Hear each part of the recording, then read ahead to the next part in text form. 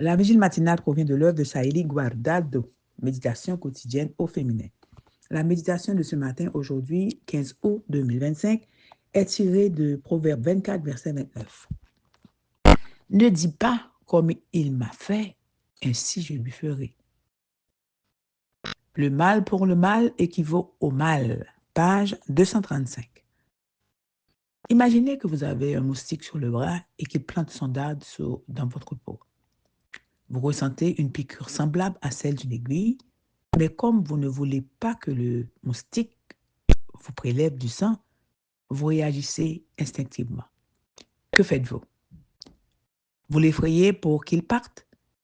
Dans un petit pourcentage de cas, peut-être oui, mais la plupart du temps, nous choisissons de l'écraser d'un bon coup.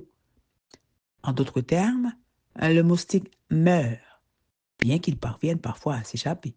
Mais notre bras a également reçu un coup. C'est exactement ce qui se produit lorsque nous décidons de rendre aux autres le mal qu'ils nous ont fait. Lorsque nous nous vengeons du mal qui nous a été fait, ce n'est pas seulement l'autre qui est touché, c'est aussi celui qui se venge. C'est pourquoi le proverbe conseille de ne jamais penser à la vengeance. Rendre le mal pour le mal donnera toujours de mauvais et tristes résultats. La seule chose que nous gagnons en rendant le mal pour le mal est de nous abaisser au niveau des enfants des ténèbres. Si nous nous mettons volontairement entre les mains de l'ennemi, aveuglés par le désir de vengeance, nous découvrirons un jour que nous sommes tombés bien bas et que nous n'avons pas encore trouvé la félicité que nous recherchons.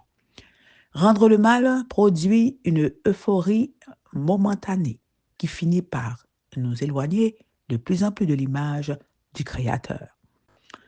Un jour ou l'autre, nous avons tous été victimes d'injustice, de mauvais traitements, de trahison et, dans le pire des cas, nos proches nous ont été enlevés.